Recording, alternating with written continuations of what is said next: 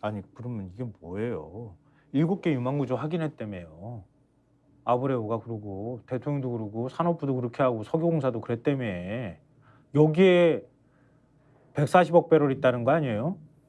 근데 우드사이드는 생각이 달랐다라는 거에 대해서 그거 얘기했잖아요. 우리가. 그동안 산자부와 석유공사는 그게 충분히 검토를 안 한 상황에서 손을 뗀 거고 자기들의 이제 경영적 사정이 있어서 손을 뗀 거지 네. 충분히 검토한 것은 아니었을 거예요. 이렇게 얘기했거든요. 예. 근데 보니까 검토를 한 것 같다라는 걸 얘기했었는데 이 JTBC 보도는 구체적입니다. 내용이 뭐냐면 2022년 4월 나온 우드사이드의 합병전 보고서를 보면은 동해 탐사 지역인 대게와 집게가 언급이 되어 있는데 네. 시추 직전 단계라고 볼 수 있는 유망 구조로 갈 확률이 집게는 25%, 대게는 그나마 75%라고 되어 있대요. 네. 근데 이제 유망 구조로 가기 전 단계인 잠재 구조인 건데 석유공사는 우드사이드가 유망 구조까지 분석을 못하고 철수했다 이렇게 주장했지만 우드사이드가 한국 사업에서 철수하기 전에 대개가 유망 구조가 된다는 가정하에 정밀 분석을 한 사실이 확인됐다. 이렇게 보도를 하고 있어요. 네. 그러니까는 유망 구조까지 분석을 못하고 철수했다고 얘기했지만 유망 구조이면 어떨까를 우드사이드는 이미 봤다는 거예요. 그리고 그걸 시추했을 때 경제성이 있을 것이냐까지 판단했다는 거잖아요. 그렇죠. 그래서 이거 포함해서 전 세계 7곳에 대해서 이걸 다 분석을 했는데 네.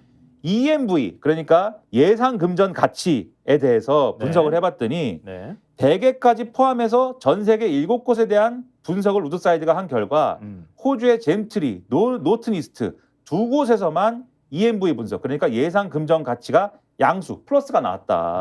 네.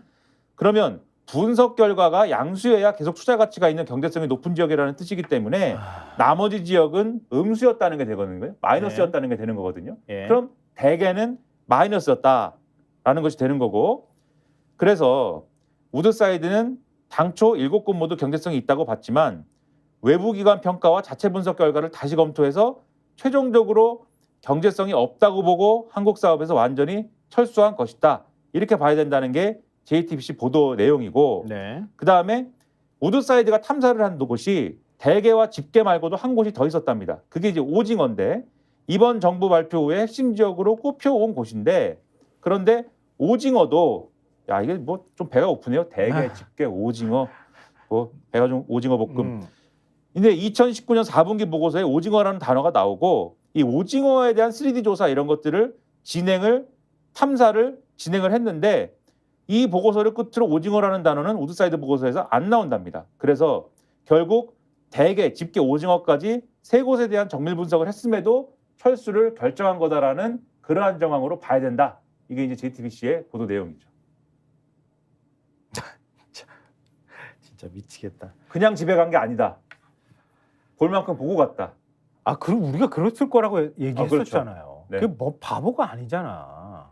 기름이 막 나온다고 140억 배럴이 있다고 하는데 어느 누가 철수하겠냐고. 뽑아 올릴 수 있는데. 더군다나 조강권을 이미 50% 사놓은 상황인데 자기들이 이미 힘을 발라놓은 거예요. 여기는. 그리고 애초부터 얘기 나왔지만 동해에서 가스가 나왔기 때문에 가스전 주변 있는 데는 정말 샅샅이 아마 다 전부 3D로 전부 탐사를 다 했을 거예요. 유망구조를 못 찾았을 리가 없거든.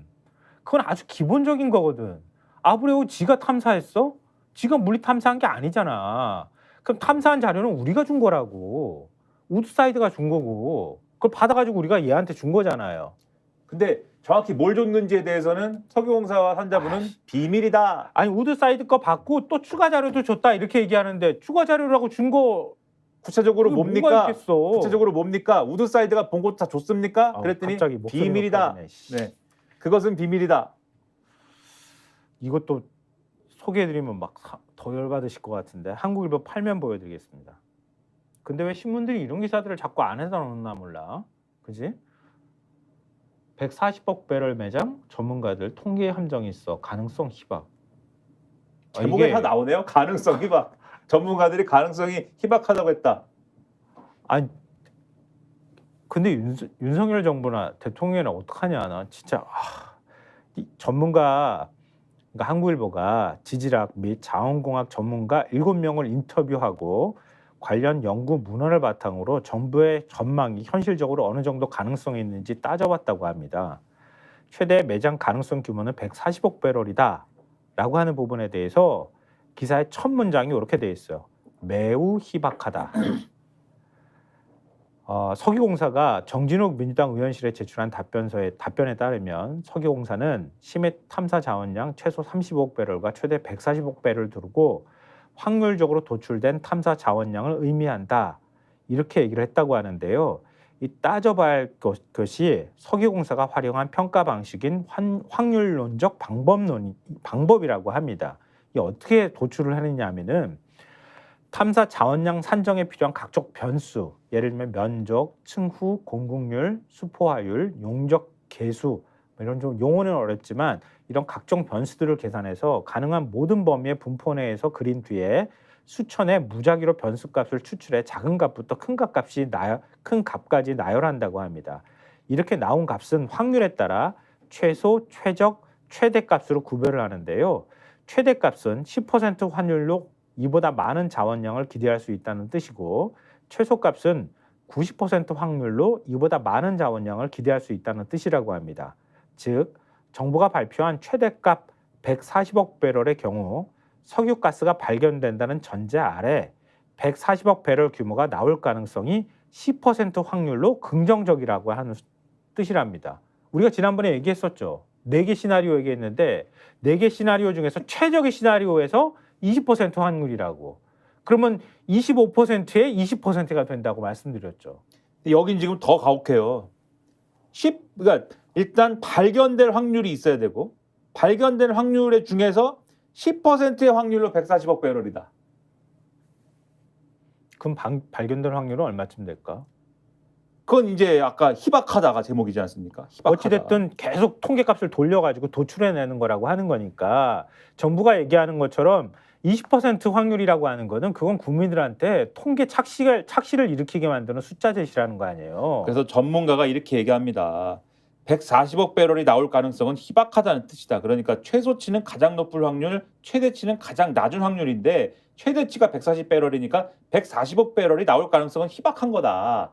이런 것이고 시추에서 석유나 가스를 발견했을 때 유의미할 뿐이지 현재 단계에서 규모를 따지는 거 의미 없다고 얘기를 했고 그 다음에 확률론적 반복론으로 보면은 얘기하기에 가장 합리적인 값은 최저값 즉 50% 확률을 얘기하는 것이라는 거예요. 그래서 만약에 대통령이나 정부가 보다 정확한 정보를 제공하려고 했으면 양극단의 최저값과 최소값이 아니라 최저값을 그나마 제시했어야지 그게 그나마 말이 되는 건데 그러면은 최저값이 얼마입니까? 라고 한국일보가 그래서 석유공사한테 물어봤는데 뭐라고 했느냐? 그것은 비밀입니다. 네. 그것은 비밀이다. 그다음에 20% 성공률 얘기부터 먼저 해주면 좋을 것 같아요. 네. 여기에 대해서도 사실이라 보기 어렵다. 이렇게 기사를 쓰고 있어요. 스픽스가 말하는 언론입니다. 대세는 유튜브, 그중에서 스픽스. 좋아요, 댓글, 구독, 알림 설정. 여러분이 저희를 사랑해 주시고 우리가 여러분을 사랑하는 4가지 방법입니다.